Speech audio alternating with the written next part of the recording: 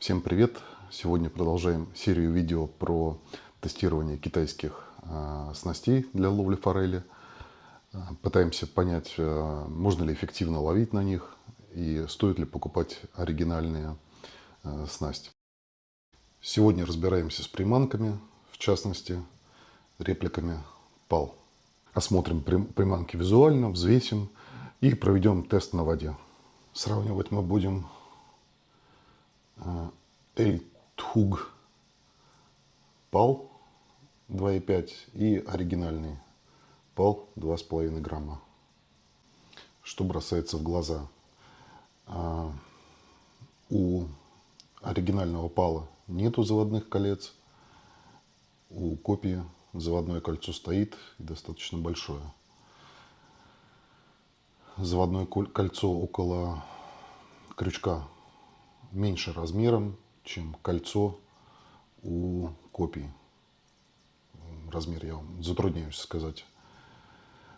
Крючок на оригинале, естественно, безбородый, крючок на копии с бородкой. Сравним вес. Оригинал 2,2 грамма, копия почти 2,8 грамма. Вообще, увидев у оригинального PAL вес не 2,5, как заявлено, а 2,2 грамма, я несколько удивился. Весы я купил специально для этого видео, поэтому никогда раньше не взвешивал блесна. Поэтому стал сравнивать другие оригинальные блесна на соответствие весам. И был сильно удивлен, что мало у кого веса вообще соответствуют. Покажу несколько приманок оригинальных, у которых веса не соответствуют. Хайберст 3,6 заявлено, по факту 3,85. Астрар 3,2 грамма заявлено, по факту 3,5. Туле 1,8 грамма заявлено, по факту 1,93. Как так? Мне тоже самому интересно, как производитель, промахиваясь на 10, 15, 20% от веса, все равно маркирует меньшим весом. То есть непонятно, нельзя ли было просто больше вес проставить на блесне и этим все ограничиться. В целом вес не принципиален, то есть мы, учитывая глубину проводки конкретной блесны, можем просто брать больше или легче веса, ничего страшного в этом не вижу. Но дальше начинаются более интересные вещи. Сама форма блесны. Форма блесны оригинального PAL сделана как вдавленный шарик вот в этой области.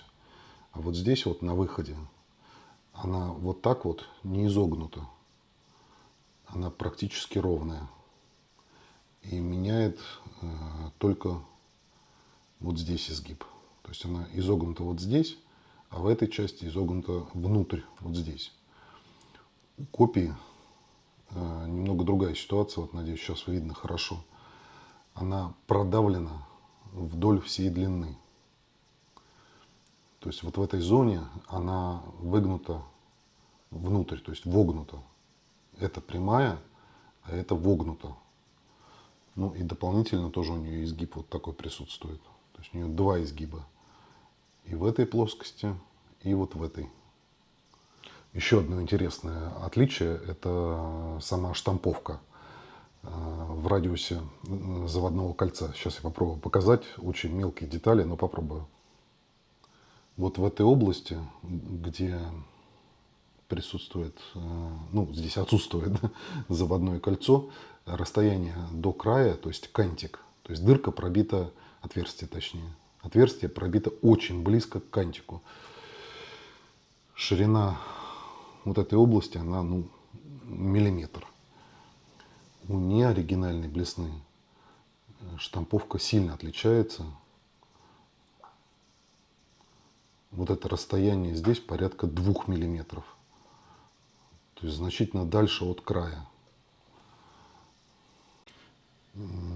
Надеюсь, будет видно, что штамповка у блесен немного отличается. И вот неоригинальная блесна выглядывает из-за оригинальной блесны. Надеюсь, видно. В общем, на миллиметры, но немного отличается. Вес, размер — это все косвенные признаки, конечно. Нас интересует в первую очередь игра блесны на разных скоростях проводки и анимации, например, на паузе. Сейчас в воде прям посмотрим, что будет происходить с игрой блесны. Начнем с самого очевидного, с быстрой скорости проводки.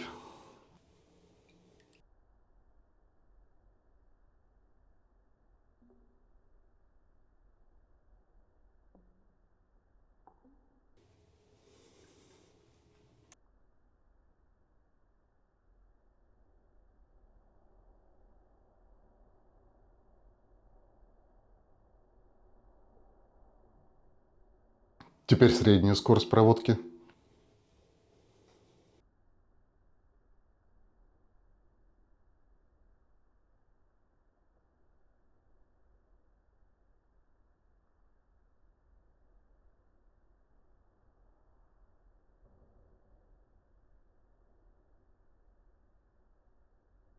Совсем замедляемся.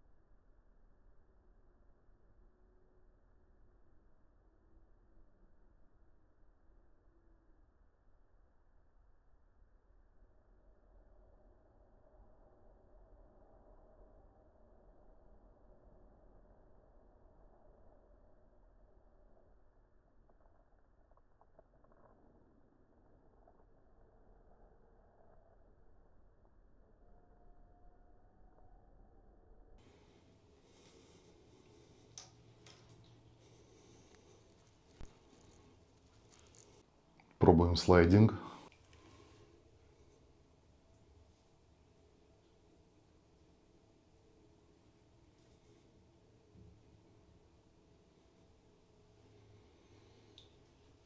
Ну и последнее интересное, что осталось, это осыпание.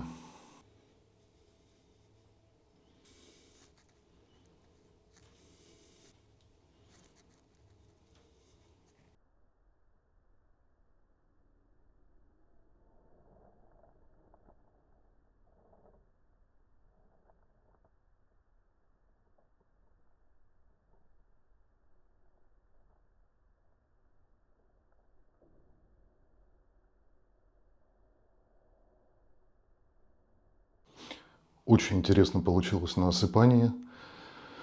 Оригинальная блесна планирует, а вот копия просто падает вниз, без игры вообще.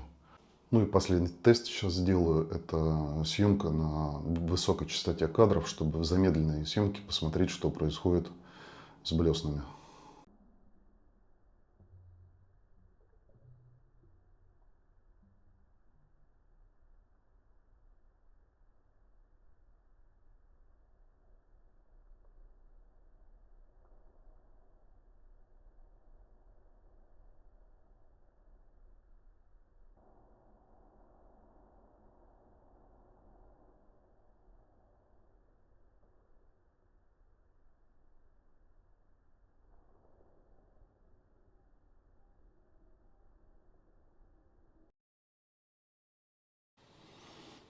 Так, что увидел я глазами?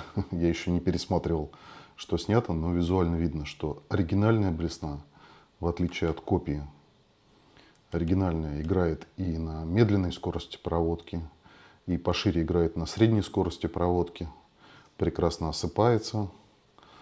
Вот копия играет только на приличной скорости проводки, когда мы ведем достаточно быстро ее. При осыпании игры вообще никакой нет. При медленной скорости проводки она еле-еле играет.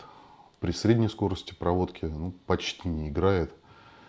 Что, кстати, можно использовать как альтернативу роллинговым блеснам. То есть ее колебания не размашистые, они слегка такие вальяжные. Как вариант замены блесен для пассивной рыбы. При этом пал продолжает активно играть и на средней, и на медленной, и на быстрой скорости проводки.